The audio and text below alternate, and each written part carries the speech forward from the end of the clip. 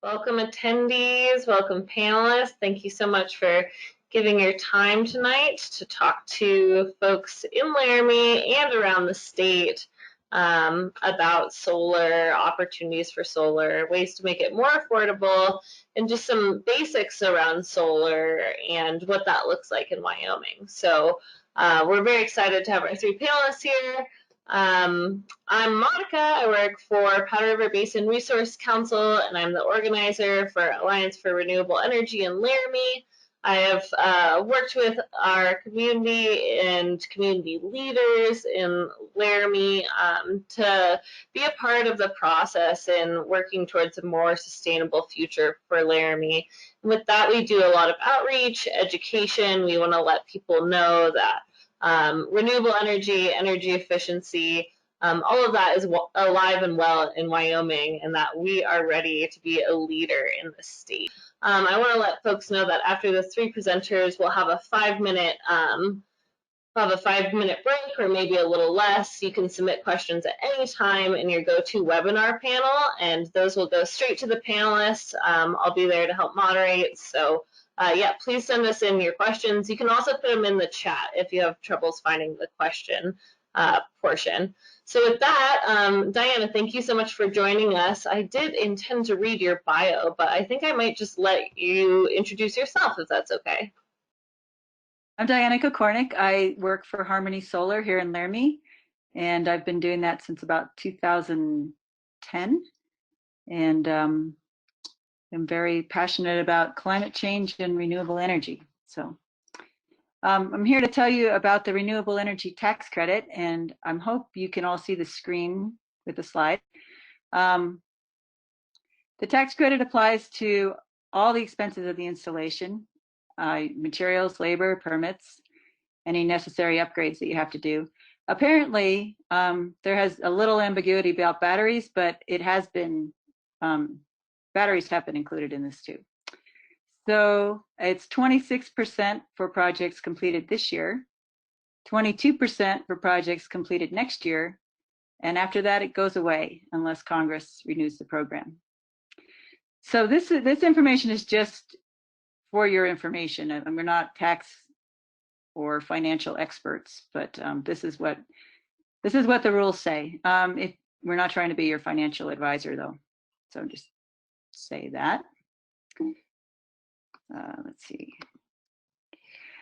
So the federal tax credits, that 26% this year, that applies to PV, solar photovoltaics, solar water heating, but not including a swimming pool or a hot tub. Geothermal heat pumps, if you use those to heat your house, small wind turbines, and fuel cells that use renewables. Those are the technologies that it applies to. And you can use it on a principal residence. You can use it on second homes. You may not use it on rental property. And there is also a tax credit for businesses. Some of the details are different. It's not 26% across the board, but I'm going to give you some resources where you can look that up also. So the way this works is you pay the full price when you install the system, and then you claim the refund on your taxes the following year when you file your taxes. So as long as you have the tax liability that equals or exceeds your tax credit, you get it back in 1 year. If you don't have it, you carry it over to the next year. And I'll give an example for that. So you get the whole 26% back. It's not a tax deduction, it's a tax credit. So here's an example. Let's say you spend $10,000 to install a solar electric system on your property. So the 26% of that would be $2,600, and that's your tax credit. So if your tax liability is more than that, you just file Form 5695 with your return, and your tax liability is reduced by that amount. So if you owed $5,000 in taxes that year, that amount would be reduced by $2,600. You would only owe $2,400 on your taxes. So you'd probably get a big refund. But if your tax liability was not $2,600, then you would still file that form. You would claim whatever your liability is. So say it was $1,500. you would claim the remaining $1,100 on your taxes in 2021. So you still get it. It might take a couple of years depending on how much the tax credit is and how much your tax liability is. So that is it in a nutshell. It's actually pretty simple. Here's some resources that might be useful to you. This Desire USA website has all kinds of incentives and financial rebates and all kinds of stuff for the different states. So if you go to that website, it will tell you about all the stuff in Wyoming, and you can click on the residential federal tax credit. There are also things from the utilities and all kinds of things on there. And the Energy Star website also talks a little bit more about which kinds of projects this applies to. And I'm also giving you the website for the Wyoming Solar Energy Association, which has a list of all the people in Wyoming who are doing solar, so that you can find somebody to work with and talk to. And that is all I got. Awesome. Thank you so much, Diana. And that handout will be available for people that you'll get as a follow-up email tomorrow with the recording. And just to make it clear for folks, because I don't know if I introduced Diana properly in the beginning, but Diana works for Harmony Solar in Laramie, which is our local Laramie solar installers. She has lived in Laramie mostly since 1997 and works a lot with photovoltaic design systems and helping people get the systems they want. So with that, I think I am going to turn it now over to Eric. Let me unmute you right now, Eric. Eric is going to give a basic rundown of net metering and explain what it is, how it works. Eric works for Creative Energies and Lander, and he manages all incoming grid-connected inquiries for Creative Energies, works with customer education, pricing, and preliminary design. So with that, Eric, here you go. Hi, everyone. Thanks for joining us for this. My job is to talk about net metering here, and I want to keep it at a relatively simple level. There are certain kinds of properties, commercial properties in particular, that I'm not going to try to cover here that have a little bit more complicated circumstances around net metering. But for residences or small businesses, this all pretty much applies. Doesn't matter which utility you're being served by. And I'm just guessing, but I imagine quite a few folks here are in the Laramie market, where there are actually 3, and for even some people that might be in outlying areas, up to 4 different utilities that you could be dealing with. This applies equally to all of them. So just to define net metering a little bit, it's basically a billing construct. It has nothing to do with physics. It has only to do with how the billing is going to be handled monthly, and then as an extension of that annually. And the whole idea with net metering is to give solar producers, so homeowners and small businesses and anybody else, equal value for the energy that you produce to the cost you have to pay when you buy energy from the grid. So if your cost of energy is 10 cents per kilowatt hour, well, you're going to get 10 cents per kilowatt hour for your solar energy as well. That's the really high level summary. How that works in principle is where people get really confused. And let me just start by talking about a little bit of the physics of how solar functions. Everybody already realizes, just because of how warm it is in the summer and how cold it is in the winter, that the sun is more effective in the summer months at providing warmth. What's also more effective in the summer months at providing solar energy in the electricity sense.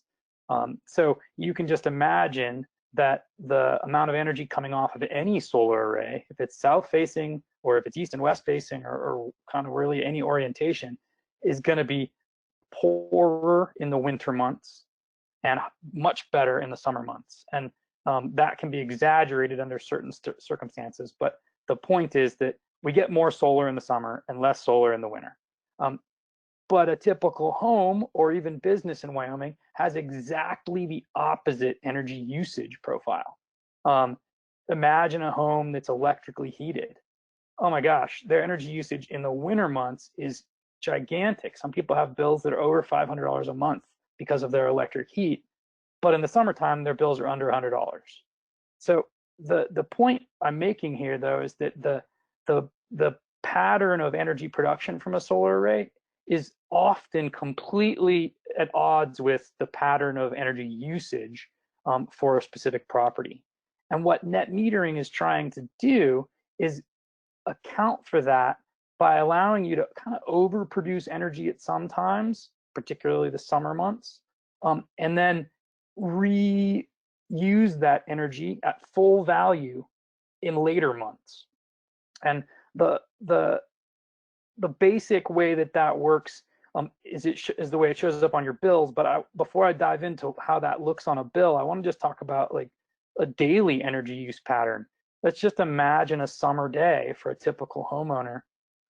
You've got, almost nothing running unless you happen to have air conditioning, but the lights aren't on very long because the days are quite long. You probably spend a lot of time outdoors. If you're working, you're not at home. Energy usage goes down. But the solar on your roof is absolutely crushing it because the days are so long. You've got like 8 or 10 hours of productive sunlight on a solar array that's facing south. And it's not doing very great at 9 o'clock in the morning, and it's not doing very great at like 4 o'clock in the afternoon, but it's doing fantastic in all those hours in between. So you could end up with a situation where from 8 a.m. to 10 p.m. at night when the sun starts to go down, you produce 5 times more energy than you needed. So what happens to it? This is kind of getting into the physics a little bit. That excess energy has to go somewhere. It can't just like be spun up and hanging out somewhere in a like little storage box. It has to go out onto the grid, and it goes out through your meter, and it goes to basically the utility for them to do whatever they want with. But really, they don't even think about it. What really happens is it just goes to your next neighbor who doesn't have solar and needs it, or wherever the next nearest load is on the other side of your meter is where that energy goes. What's really important, though, is the utility is measuring the flow of energy both directions through your meter. So during that time when you're producing way more than you need, the meter is actually measuring energy flowing backwards out onto the grid. And then at night, of course, there's no more solar production. The sun's gone. You've got your lights on, the refrigerator turns on, whatever else turns on. That's going to come in from the grid just like normal. But in a summer month, on a typical day, your solar production might be 3 times your nighttime energy use. So you end up with this excess generation at the end of a day. And that just happens every day throughout the whole summer. And at the end of the month, when you get a bill, you essentially get a bill that says, here's how much energy you pulled off of the grid, mostly at night. And here's how much energy you pushed out onto the grid, always during the day. And then it just takes the balance of those. And that's where the word net metering comes from, or the term. They're taking the net of your total monthly output onto the grid and your total monthly input from the grid. And if that number is negative, you owe the utility for whatever excess energy you needed to buy. If that number is positive, you have this carryover. You have too much energy that you made in the month. You didn't need it. You didn't need it all. What they do is they carry it forward onto the next month's bill. So if we're talking about the month of July, great. End of the month, you've got 1,000 extra kilowatt hours that you couldn't use. You've got $1,000 ledger balance that you can use in August. And if you don't use it in August because you accumulate even more, the ledger just keeps growing. And as you move into the winter months or the fall, typically for most people, it's around September or October, you start to break even. You're producing just as much as you need, but you still have this ledger balance. So you get to October and November, and the situation flips. You need more energy than you can make. You're going to start drawing off of your ledger balance, and you're still not getting a bill for any energy because you're using up what you essentially stored. You didn't really store it, but you put it out onto the grid, and you're getting it back at full value come those early winter months. So that's the quick version of how that all shakes out. On an annual basis, there's one other characteristic of this whole deal that you got to think about, and that is that at the end of a calendar year, so December 31st or thereabouts, if you still have a ledger balance for excess energy production from the summer months, you haven't used it all up, then the utility is going to buy that out. And they buy it out at the wholesale rate, not at the retail rate, which is what you've been trading it with up to that point. So, you know, if you really want to be net zero, you're going to probably end up with a system that's a little bit overproducing. If you want to just be like breaking even at the end of December, well, maybe you need a system that's 90% of your energy use or something like that. So that's a subtlety that we can talk more about in detail when we look at your real bills and your usage for any particular property. But that annual true up is really just, again, it's like the ledger balance thing. It's an accounting thing that's about reducing liability for the utility. They don't want to have people carrying on with this ledger balance that's worth whatever forever. So they got to pick a date, and the state legislature has established the date as the calendar, at the end of the calendar year. So that's all I've got.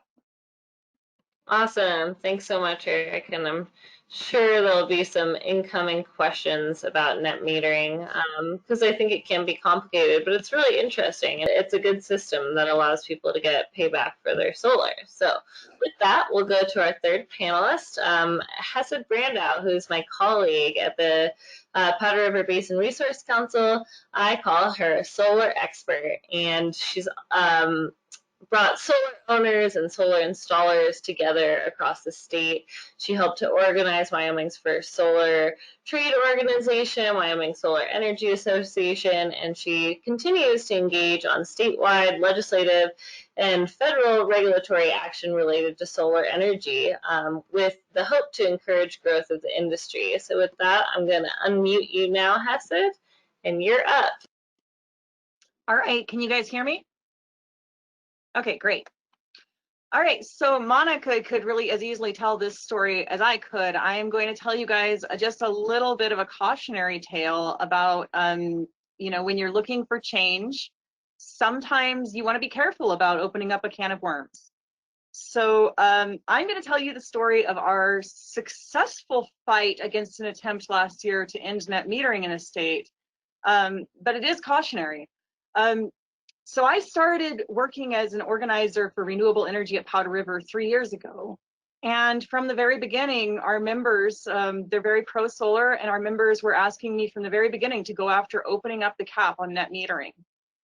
So they would like to see it right now. Currently, it's capped at 25 kilowatts as far as system size. Anything above that, it's basically in agreement with the utility on a case-by-case basis. But up to 25 kilowatt size, that is guaranteed. So that's actually really, our net metering is honestly really great. So, but our members would love to see that cap open to say 50 kilowatts for the mid-sized solar market. Well, last year, the topic ended up being taken up by the Revenue Committee for their interim, the interim session between regular legislative sessions. The interim session is actually much longer, and a lot happens, and it's very busy, but we'll kind of blow over that. So at first, we were pretty excited to see that topic taken up. But it became pretty apparent after the first meeting that it was not going to go in a positive direction for us. It became apparent that some of the legislators really didn't like net metering, maybe didn't like solar energy. I don't know, it's speculative exactly what they didn't like about it. But the argument of cost shifting came into play. And that argument is that when you're crediting solar owners at full retail value, that's going to be, you know, in Wyoming, anywhere from 9 to 12 cents per kilowatt hour, as opposed to the rate at which the utility buys energy on the open market. So that rate is more like 2.3 cents per kilowatt hour. So the argument is that the utility is overpaying for the energy that you're producing, and therefore that cost difference is being pushed onto other customers. It's kind of a complicated argument, but essentially the idea is that it's a regressive subsidy whereby the way it was really characterized by the opposition was that these rich solar owners, which I put in quotes because a lot of them are really just common folks, that they were basically being subsidized by poor people who couldn't afford solar themselves. And so it's not just a cautionary tale of opening a can of worms and not being sure how the argument's going to go, which you never do with legislation. But it's also, it became kind of a wonderful David and Goliath kind of story as well. Because on the one side, we ended up having small homegrown Wyoming solar businesses and solar customers and people who are interested in solar for a variety of reasons, but average citizens. While on the other side, we had legislators, we had large utilities, and we even ended up having the Office of Consumer Advocate come out against net metering. So the fact that we won that battle is really a testament to the power of grassroots organizing and the power of bringing people together around an issue and, you know, just not giving up. We may be small, but there are a lot of us, and when together in a bipartisan, and I mean, we had people who were extreme on the left, you know, we had people in MAGA hats. It was really beautiful to see just the diverse group of people who came together, you know, young people, old people. The fact is, we have power when we come together like that.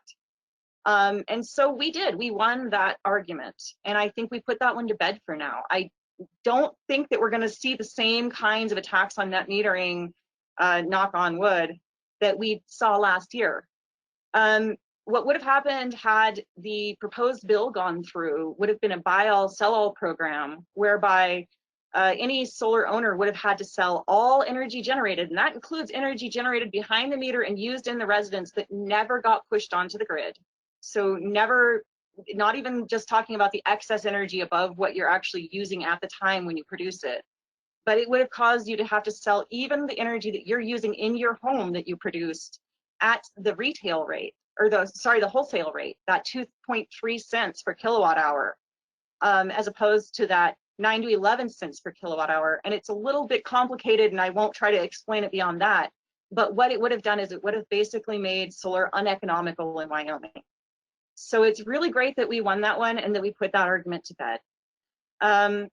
Now, of course, you know, that's one that we could engage in right here, right in the state.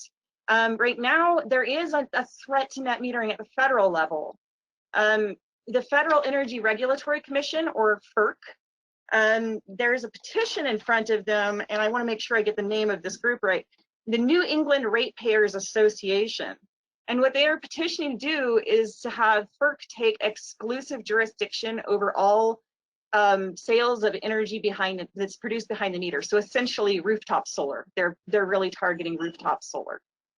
And if they had their way, essentially what would happen is net metering would go away for the entire country. So sometimes the threat's local and you can engage a little better, and sometimes it's federal and there's a little less that you can do, and you kind of have to watch and just essentially pray.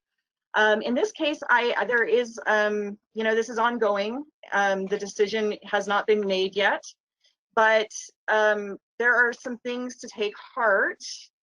Let me look here at my notes just to be sure I get these numbers right. So over 500 comments in opposition have been filed by advocacy groups, legal experts, and academics. There are also state regulators who have filed comments against doing this, so that's great. There's a really strong team. Also, and this is wonderful. Here's where the common folks come in. Over 50,000 comments in opposition have been filed by individuals across the country. So that's really wonderful. And also some information has come out about this group. The New England Ratepayers Association, they claim to be a ratepayers advocacy group, but they only have 15 members. 10 of those members pay $20,000 a year in annual dues, and the other 5 pay $5,000 a year. Their membership certainly does not look like it is comprised of common folks. I know that's, you know, I don't even care to think about how much of my salary that $20,000 would represent. So it's looking bad for the New England Ratepayers Association. It's looking like common sense will win the day on that one. So yeah, I'll just recap by saying, you know, if you're going to go after some kind of regulatory change, be aware that things can get better. They can also get a whole lot worse. So make sure that you understand what the possible negative repercussions are before you ever open that can of worms. And make sure that you have some good arguments against those repercussions. Thanks so much, Hesse. That was really helpful. I don't know if everyone else on the webinar feels the same way, but I knew a lot about the state net metering push, but I did not know a lot about this federal level push. And I'm sure there'll be some questions coming in about that. I have some questions as well. So I'm going to field the first question over to, the first question that came in actually is, what would the immediate changes be to net metering that people would see if it was taken over by the federal regulatory body? And you might be muted, so let's see here. Now you're unmuted. So the answer to that is I'm not certain. It's possible that the regulatory body wouldn't change anything. It's possible they would completely do away with net metering altogether. Or really, I mean, I suppose anything in between is possible. I don't know if Eric, have you been following this at all? Okay, yeah, so I'm afraid that I don't have a real succinct answer for you. The fact is that I think it's good that states have jurisdiction right now. I think it's better to leave it as a state's issue. Great, thanks. Diana, do you have anything to add there? And I see you're self-muted.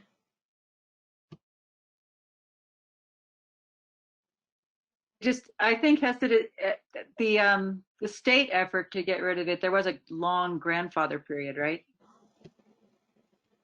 So presumably there would be something with the feds, I would think. But we don't.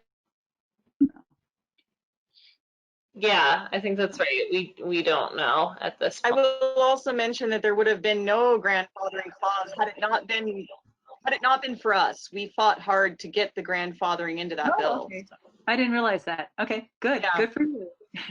And I'll also say that, yeah, that was such a great effort on net metering, if I can just editorialize a little bit here, where not only did we see solar installers and people that have jobs and businesses here in Wyoming, but yeah, people that have made investments for their future and put their money towards solar, as well as people like the Laramie Youth Council that showed up and really, I feel, changed hearts and minds on the issue in talking about inheriting Wyoming's energy landscape. So with that, you know, it did feel like moving heaven and earth for that bill to go down, but it was really a great collaborative effort, and it gives me hope that we'll continue to defeat these things in the future. Once again, just to ask kind of a question off the cuff, Hesse, can you tell us a little bit more about opposition in general to net metering and the main reason why there is that opposition? So, you know, as far as main reason why, if you really want to get down to it, I mean, it has to do with entrenched powers and very large, very large players in the financial scene in our country. You know, when it comes to other generation types, obviously, you know, being a coal state, some people see it as a threat here. You know, other than that, it's most of the opposition really is on that financial side. Really, people just don't want to change. People do not want to give up power. And it's really perceived as a threat when a new technology comes in and does maybe better than old technologies did. So yeah. I think there's some just fear of change, but there's also there's a lot of money involved. Yeah. Diana, did you have something? Or was that you, Monica? I was just going to say quickly, it's also about who owns the investment. So if you own your solar panels, you're getting a return on that investment over the long term. But a lot of times, bigger power companies and whatnot would prefer that there be utility scale solar because they then own that investment and get return on that. Not that utilities are bad and that we don't need both utility energy and, you know, the opportunity for people to generate their own. But I just wanted to explain that dynamic. Diana, did you have anything to add there, or Eric? No. Okay, next question goes to Eric, and I really like this question. It's about this, basically, I think both Hesed and Eric could, and Diana, you too, could comment on this, but it's asking about the people finding the right size of their solar panels so they wouldn't have to put a lot back on the grid, over concerns over cost shifting and whether they would be involved in that. So what can you say about people finding the right size solar panel? Do people try to go bigger than usual to be able to put more on the grid, or do people go with what is right for their house size? You're muted, Eric. Yeah, it says you're self-muted. Okay, there we go. I tried to unmute a moment ago and it wouldn't let me. So, yeah, so the sizing question is one that involves a fairly large amount of subtlety. And, you know, if we're talking about the simplest possible kind of design, that would be a ground mount out in the backyard facing south with no shade on it. Mm-hmm. Great, we can make it be as optimized as possible, and we can do a pretty good job of predicting how much energy we can get from each solar panel in that arrangement. And then we compare that to what your annual usage has been for your property. So we're going to want to look at a recent utility bill. And of course, that's a predictor of future usage. We still have to take into account changes that might be expected or planned for how you use energy at your property. But you know, for most people, maybe 75, 80% of people, their usage last year and the year before and next year and the year after that, probably all going to be pretty similar. Because a lot of what uses energy in your home is pretty static. It doesn't change dramatically. The people who have relatively dramatic swings are the ones who take 3-month vacations every couple of years. That particular year, their usage is going to be way different. So look at that billing history and then look at what we think the solar can do and compare them and decide based on not just the annual energy usage, you know, because you could just look at the whole bucket of how much energy do you use per year and the whole bucket of how much energy you produce per year. But really look at it on a granular level, like what happens in June and July and August. Look at each month and kind of do a tabulation of that ledger balance thing I was talking about and go, okay, if we overproduce by so much in June, July, August, September, how much excess do we have? How does that compare to the shortfall that we have in the other months, October, November, and December? And that's kind of, at least the way I see it as a solar designer, that's my responsibility, is to give somebody a reasonable expectation about how this is going to play out and what's an appropriate system size. And clearly, like I said, 90% offset is a rough number for where people can break even at the end of the year. But that's not the case every time. If it ends up that your roof faces east and that's the perfect place for solar on your property, maybe it doesn't shake out the same way. Or if your usage pattern, if your house is not electrically heated, it's just a wood stove or pellet stove, and you have no air conditioning, well, maybe because your summer usage is more similar to your winter usage, maybe you can get to 95% offset and still not have excess. And then of course, there's just personal choice. You know, some people might choose, just because I said 16 panels was the best choice for the net metering gig, you might decide you want to put up 18 anyway, because it makes it look better on your roof, or because you want to be net zero energy, producing exactly the same amount of energy as you use every year. You're allowed to do that. You're just not going to get the same value out of those last 2 panels. There's nothing preventing people from saying, I want to do it one way or another. The net metering analysis is just to help provide guidance about the economic implications of whatever size you might choose. Got it. Thank you. Anything to add there, Diana? I think he said it all. It is very individual, and we spend a lot of time trying to figure out how to match a system to people's goals. Yeah, because people have different goals. Great. Well, Diana, I got a question coming to you. What is I don't know if you have an answer for this one, but have you heard of any average amount of payback people get from the tax credit, or what they expect to see when applying that credit? Well, it's just the percentage of what they spend on the system. So I guess I don't really understand.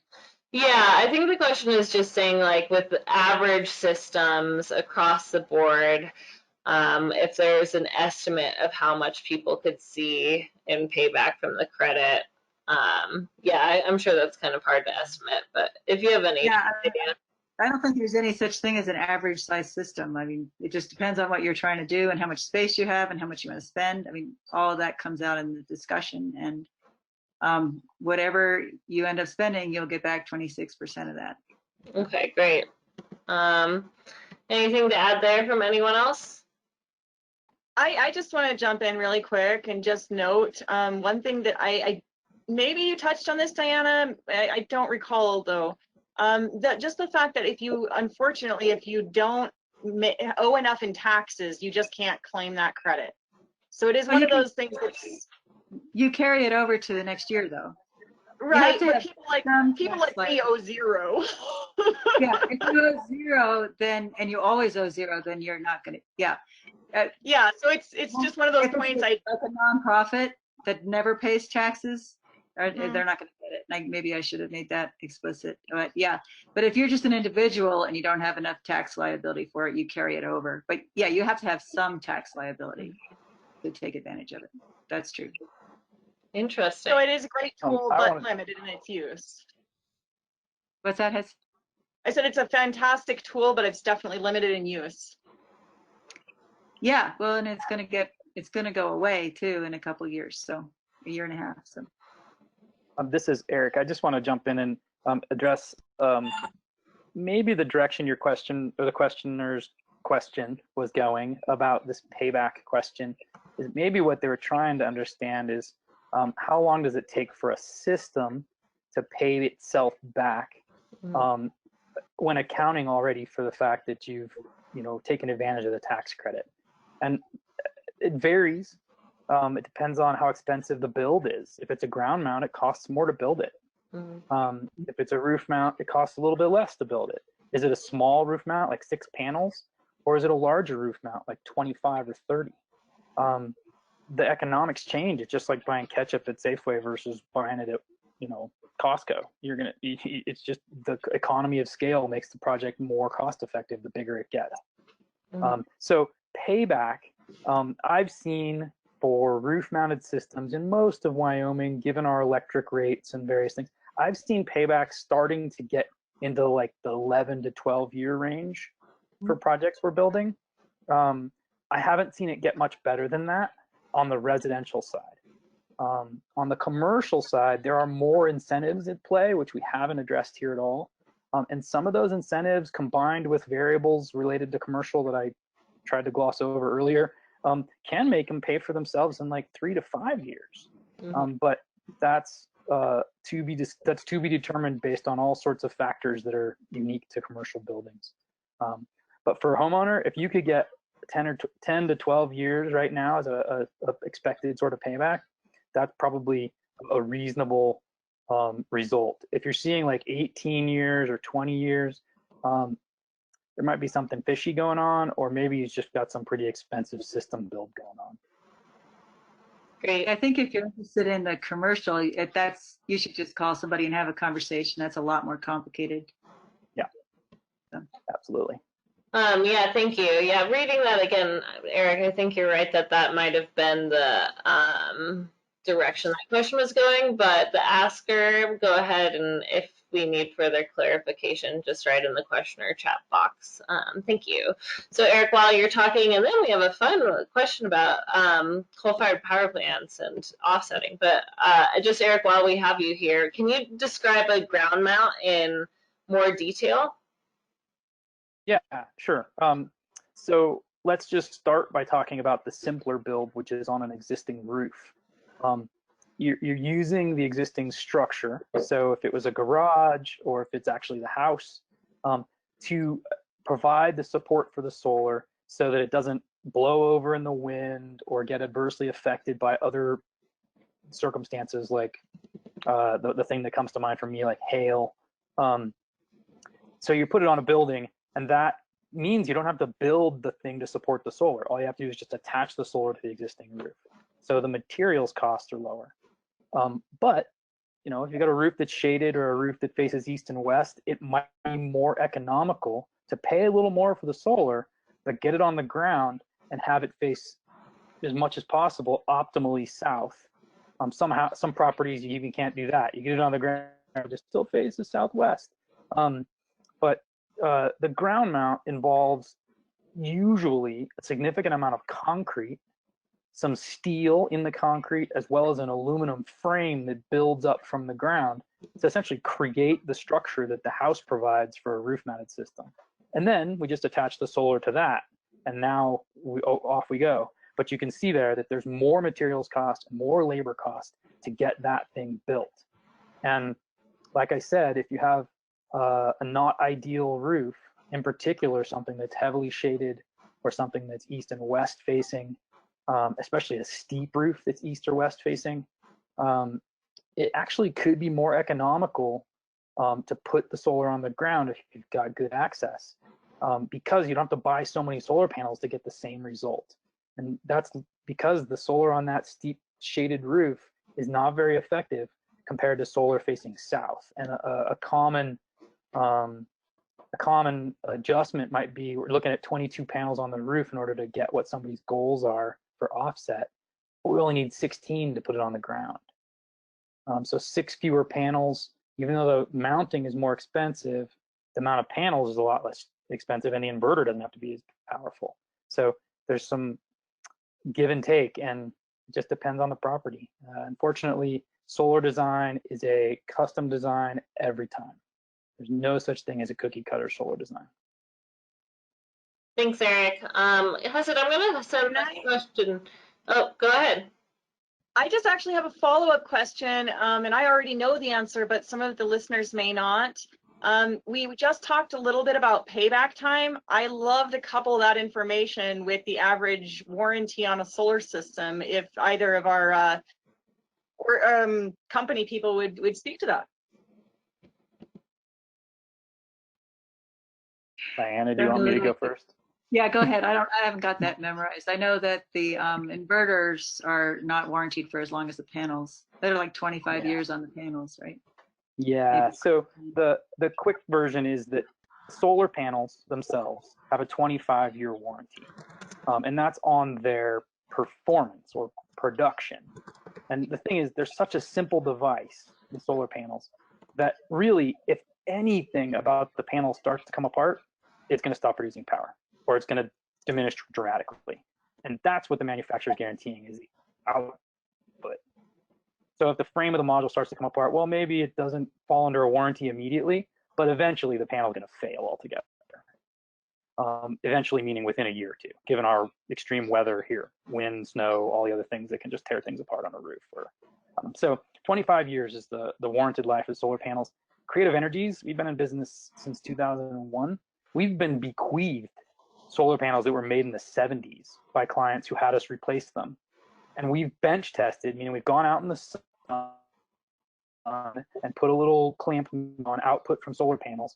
And they're still, from 1974 and 77 and 82, they're still more productive than they're rated to be. You know, they say they're a 60-watt panel. We're getting 62 watts out of them. 40 years later, almost 50 years later for some of those. You know, so the point though is that their warranty for 25 years, their life expectancy is greater than that. It's maybe 30 or 35 years reasonably. That's the solar. There's some other equipment involved. It depends on how you build the system. There can be equipment under the solar panels on the roof. Those usually have a matching 25-year warranty. Little electronics that basically put from each module. There's also an inverter system that can be like centralized in a garage. those inverters vary between 10 and 15 years just out of the box from the manufacturer in terms of warranty. And you can extend it, like you can pay for an extended warranty on your car. You can do the same thing with an inverter and have it match everything else in your system. 25-year inverter warranty too. You paid an extra $180 for it or something. So you can do that. But I'll be honest, with the inverter, it is basically a computer that's purpose-built to convert energy from the roof to energy you can use in your house. And who would buy a computer today and expect it to still be fantastically functioning in 12 years? Almost nobody. So, and the reality is, in my experience with solar, I mean, I've been doing this since 2012, and I've been paying attention to the energy industry for 35 years. Inverters used to weigh, 8 years ago, inverters that we used to install for residential systems used to weigh 145 pounds a piece.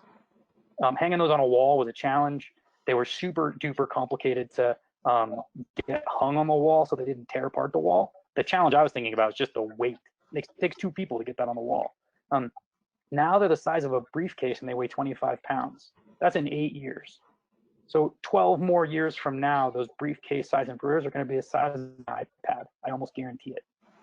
So, you know, if your inverter dies in 12 years or its warranty is up in 12 years, don't fret it.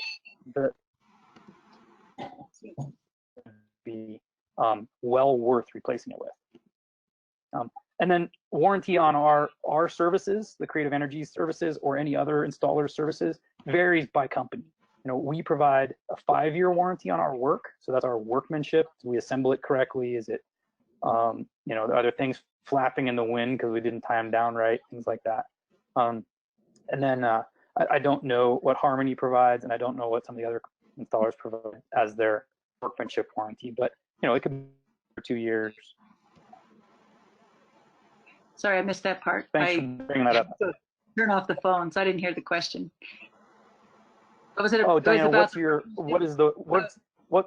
what's the warranty you guys provide for your installations to your clients? Anything goes wrong, we'll be back in within 3 years, but really for however long.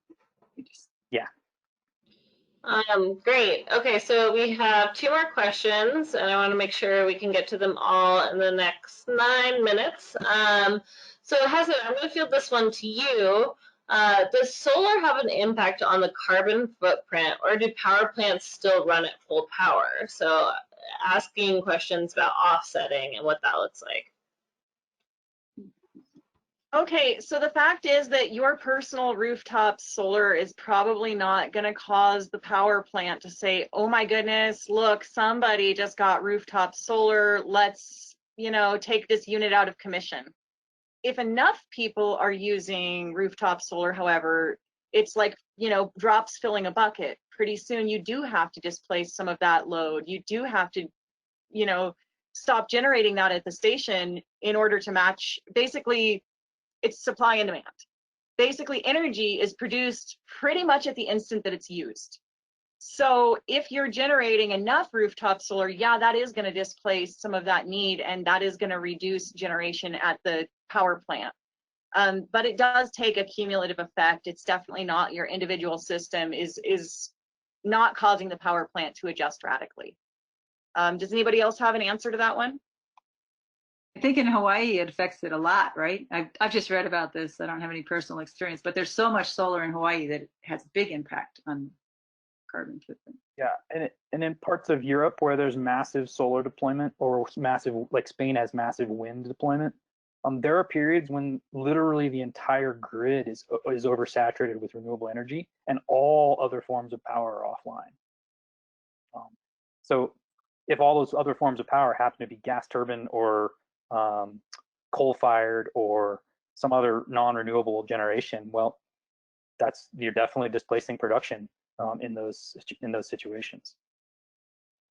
Great answers, everyone. So this can go out to anyone. Any idea of how adding either a plug-in hybrid or a full electric vehicle would impact the payback time on a residential roof-mounted system?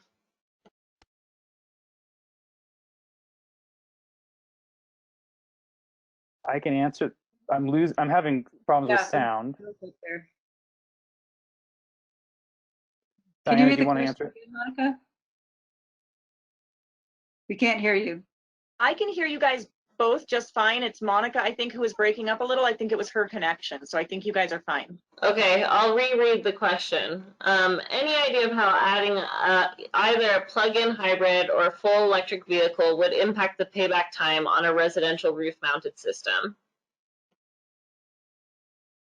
Well, I mean, you could use it to make sure that you use up all your power so you don't have to sell it back at the wholesale rate.